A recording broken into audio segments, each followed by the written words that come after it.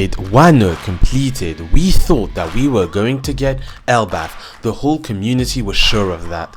After all, it's an island that's been teased since Little Garden back in the year 2000, so 23 years ago.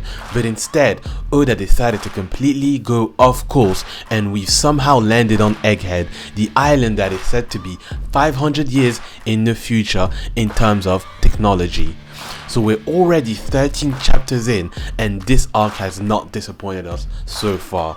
We've gotten a ton from this arc that has completely shattered expectations. First and foremost, we got the reveal of Dr. Vegapunk, the most mysterious character in One Piece. Before this, all we knew about him was that he was a genius scientist that worked for the Marines.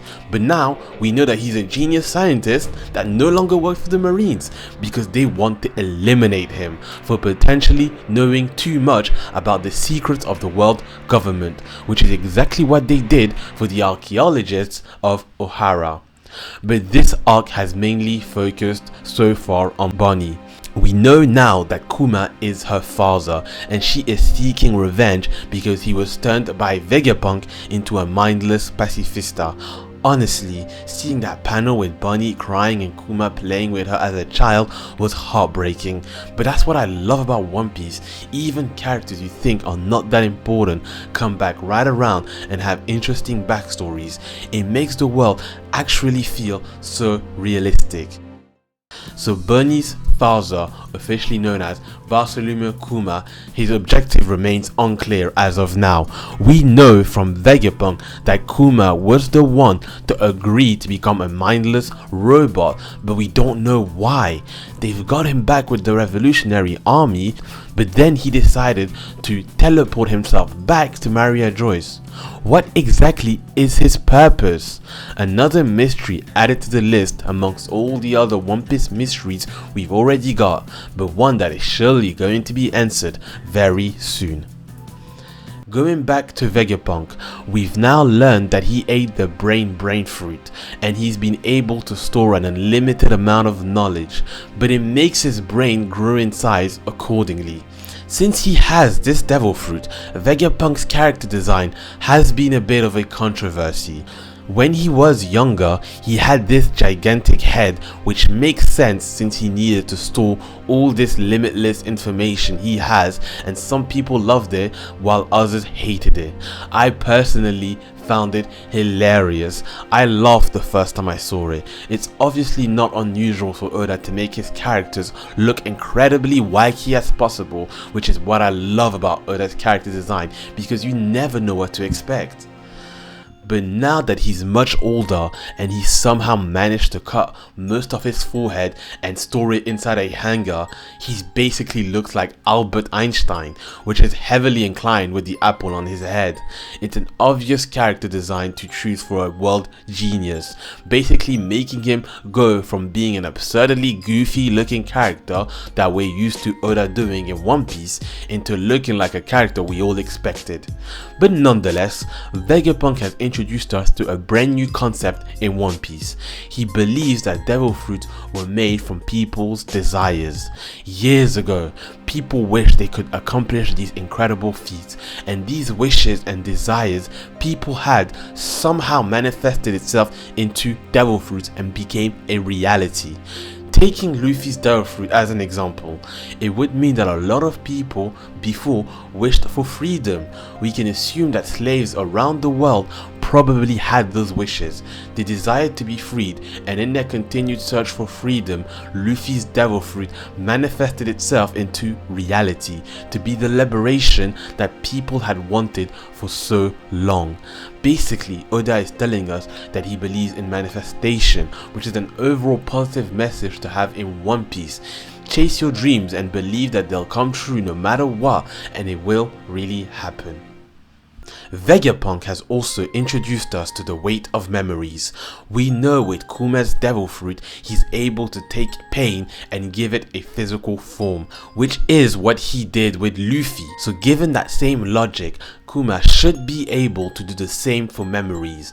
We don't know yet, but the huge pool that Boney found in the lab might be Kuma's memories that have been stored there, since we saw in that flashback Vegapunk asking for Kuma's memory.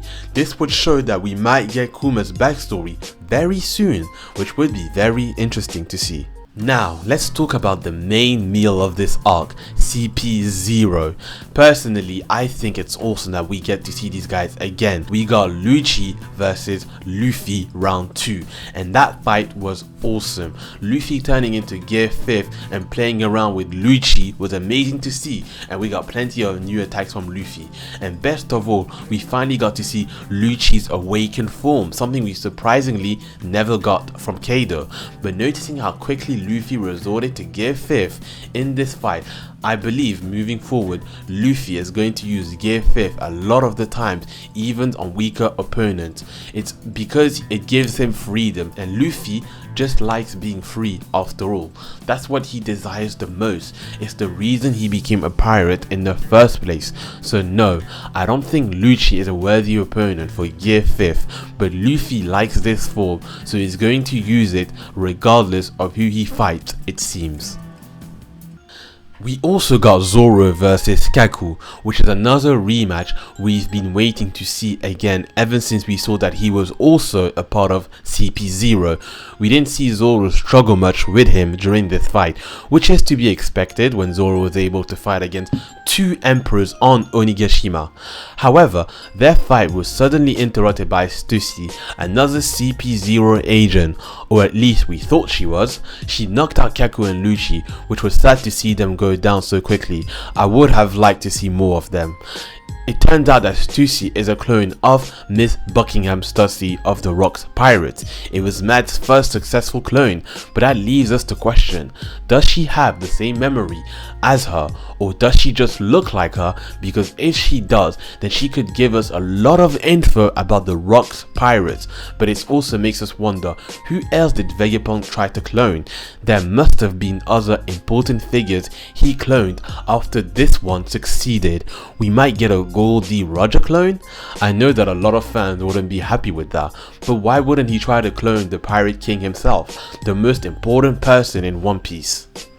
Also, now that we know that clones are a real thing, there's a huge chance that Weevil is actually just a failed clone of Whitebeard and not his actual son. I use the word fail because he doesn't really look like him, but he seems to have the same physical strength as Whitebeard, so maybe appearance isn't all that important for him to be classified as a successful clone. In conclusion, this arc has been so far interesting to read every week. It seems every chapter we get, Oda just feeds us with new information that are moving us closer to the end of One Piece, and that might terrify some readers seeing One Piece move this fast. But I would advise you to just enjoy the journey for now and worry not too much about the destination. Thank you guys for making it till the end of this One Piece chapter review. I really appreciate it. It really means a lot, and I love talking about One Piece. It's my favorite thing in the world. If you like this video, don't forget to subscribe, smash the like button, and leave a comment letting me know what you guys think of this video, and I'll try and respond to every single comment. It's been your boy Scroll62, and I'll see you guys soon. Bye.